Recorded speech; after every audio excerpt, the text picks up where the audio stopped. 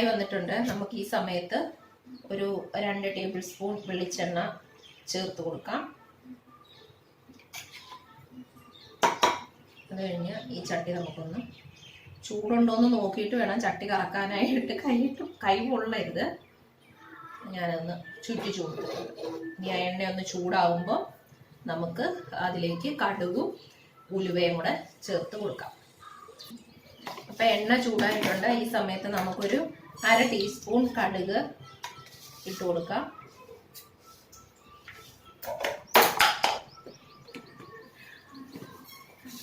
ഉലുവക്കറി കാണണം കേട്ടോ. ഉലുവയുടെ ചാറുകറി കഴിക്കത്തില്ല. നിങ്ങളൊന്ന് വെച്ച് നോക്ക്. വെച്ച് നോക്കിയിട്ട് അഭിപ്രായം പറ.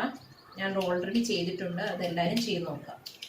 ഇനി നമുക്ക് ഈ സമയത്തേക്ക് വെളുത്തുള്ളി 2-3 കറിവേപ്പിലയും കൂടെ നമുക്ക് ഇട്ട് കൊടുക്കാം. ഇനി തീ ഏറ്റവും കുറച്ച് വെച്ചിട്ട് നമുക്ക് വെളുത്തുള്ളിയും, ഞാൻ വെളുത്തുള്ളി ചതയ്ക്കത്തില്ല, കാരണം ഓൾറെഡി ഇതിൻ്റെ അകത്ത് ആ ഗ്രേവി കിടന്ന് തന്നെ വെളുത്തുള്ളി വെന്തോളും. അതുകൊണ്ട് ചതയ്ക്കാറില്ല. പിന്നെ നമുക്ക് ചേർത്ത് കൊടുക്കേണ്ടത് നമ്മുടെ ആ ഇഞ്ചി ചതച്ചതും കൂടെ നമുക്ക് ഇതിൻ്റെ അകത്തോട്ട് ചേർത്ത് കൊടുക്കാം. ചുവന്നുള്ളി അധികം ദിവസം ഇരിക്കേണ്ടതാണെങ്കിൽ ചുവന്നുള്ളി ചേർക്കണ്ട. ഇതിപ്പോൾ 2 ദിവസത്തേക്കൊക്കെ ഉള്ളതേ ഉള്ളൂ. അതുകൊണ്ട് ഞാൻ 2 ചുവന്നുള്ളി ചേർത്തിട്ടുണ്ട്. ഇനി ഇതിൻ്റെ പച്ചമണം മാറുന്നിടം വരെ നമുക്കൊന്ന് വഴറ്റി കൊടുക്കാം. ഇപ്പം ഇഞ്ചി നന്നായിട്ട് മൂത്ത് വരാൻ തുടങ്ങിയിട്ടുണ്ട്. ഈ സമയത്തേക്ക് നമ്മൾ എടുത്തു വെച്ചിരിക്കുന്ന മസാലക്കൂട്ട് ചേർക്കാം. ഇതിൻ്റെ അകത്ത് ചേർത്തേക്കുന്നത് ഒരു 3 table spoon Kashmiri chilli, 1/2 teaspoon കുരുമുളക് പൊടി, 1 ടീസ്പൂൺ മഞ്ഞൾ പൊടി, 1 ടീസ്പൂൺ ഉപ്പ്. ഇത്രയും കൂടെ ചേർത്ത് അല്പം വെള്ളം ഒഴിച്ച് ഞാൻ കലക്കി വെച്ചിട്ടുണ്ട്. പൊടിയായിട്ട് ചേർത്താലും മതി. പക്ഷെ നമ്മളുടെ ഒരു ശ്രദ്ധയൊന്ന് മാറിപ്പോയി കഴിഞ്ഞാൽ പൊടികൾ പെട്ടെന്ന് കരിഞ്ഞു പോകും. അതുകൊണ്ട് ഞാൻ എപ്പോഴും വെള്ളം ചേർത്ത് കലക്കിയിട്ട് അതാണ് ഈ മിക്സിലേക്ക് ഒഴിക്കുന്നത്. അപ്പം ഇത് നമുക്ക് ഇനി അതിൻ്റെ അകത്തോട്ട് ഒഴിക്കാം.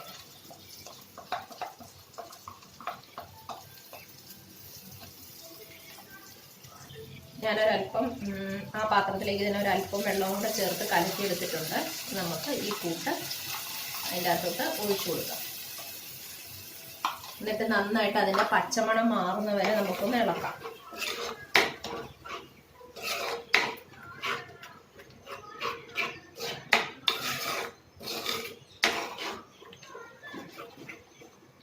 ഒരു 5 മിനിറ്റ് നന്നായിട്ട് ഈ ഗ്രേവി ചട്ടിക്കകത്ത് കിടന്ന് തിളക്കട്ടെ. അപ്പോഴേക്കും നമ്മുടെ ആ ഒരു പച്ചക്കുത്തൊക്കെ മാറിക്കോളും.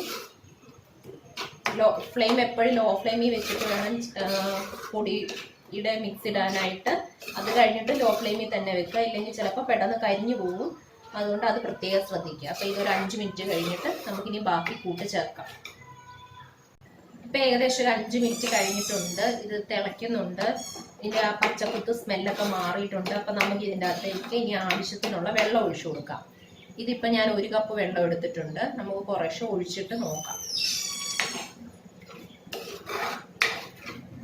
ഒരുപാട് വെള്ളം അങ്ങ് നീണ്ടങ്ങ് പോകരുത്. നമ്മുടെ മീൻകറി ഒരുമാതിരി വെള്ളത്തിൻ്റെ അകത്ത് കിടക്കും.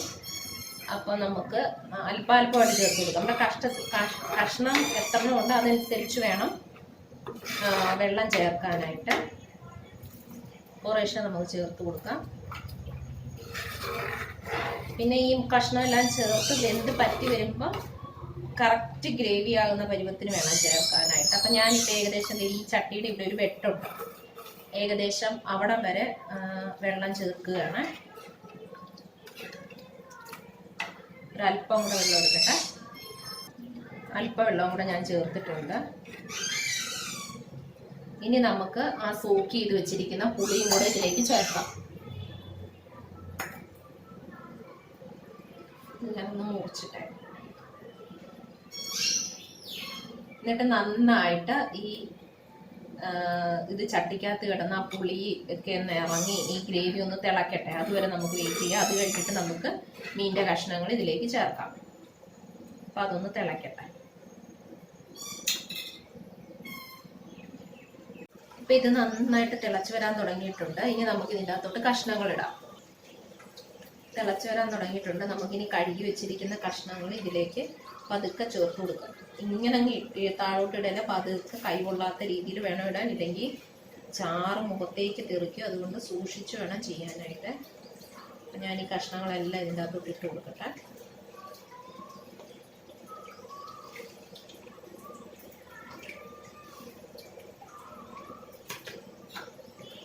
കഷ്ണങ്ങൾ ചേർത്ത് കഴിഞ്ഞിട്ട് ഇളക്കരുത്. അപ്പം അതൊക്കെ ഇതിൻ്റെ അകത്തോട്ട് ചാറൊക്കെ ഒന്ന് കോരി ഒഴിക്കുന്ന രീതിയിലേ ചെയ്യാവുള്ളൂ. അങ്ങ് നമ്മൾ സാധാരണ കറി ചാറ് കറിയിട്ട് ഇളക്കുന്ന പോലെ അങ്ങ് ഇളക്കരുത്.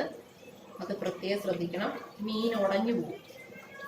അപ്പം അതൊക്കെ നമുക്ക് ഇങ്ങനെ ഒന്ന് ചെയ്ത് വെച്ച് കൊടുക്കാം, ഒന്ന് മുങ്ങിക്കിടത്തക്ക വിധത്തിൽ.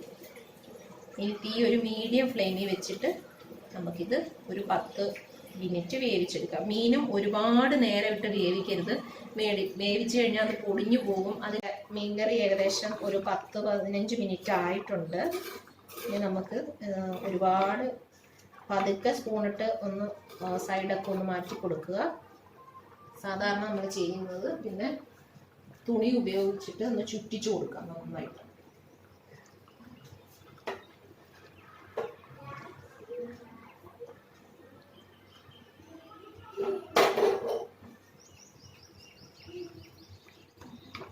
ഇനി നമ്മുടെ ചാറൊന്ന് ടേസ്റ്റ് ചെയ്ത് നോക്കുക. ഉപ്പും പുളിയൊക്കെ മതിയോ എന്ന് നോക്കുക. ഇപ്പം ചാറ് അത്യാവശ്യം കുറുകിയിട്ടുണ്ട്. ഈ സമയത്ത് നമുക്ക് അല്പം ഒന്ന് ഫ്ലെയിം കൂട്ടി വെച്ച് നോക്കാം. അപ്പം ഞാൻ ഉപ്പും പുളിയൊക്കെ നോക്കിയിട്ടുണ്ട്.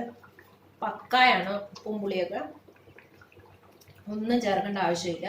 അപ്പം നമുക്ക് ഇനി തീ ഓഫ് ചെയ്യുന്നതിന് മുമ്പ് ബാക്കിയുള്ള ആ കറിവേപ്പിലയും, ഈ സമയത്ത് അല്പം തീ വേണേൽ കൂട്ടി വെക്കാം കേട്ടോ, ഒരു 2-3 കറിവേപ്പിലയും 1 ടീസ്പൂൺ വെളിച്ചെണ്ണയും കൂടെ നമുക്ക് ഇതിൻ്റെ അകത്തോട്ട് ചേർത്ത് കൊടുക്കാം. വെളിച്ചെണ്ണയും കൂടെ നമുക്ക് ഇതിൻ്റെ അകത്തോട്ട് ചേർത്ത് വാങ്ങിയെടുക്കാം.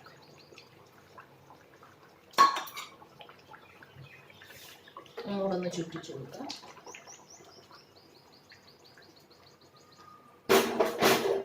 എന്നിട്ട് നമുക്ക് തീ ഓഫ് ചെയ്തിട്ട് ഇച്ചിരി നേരം അടച്ചു വെക്കാം.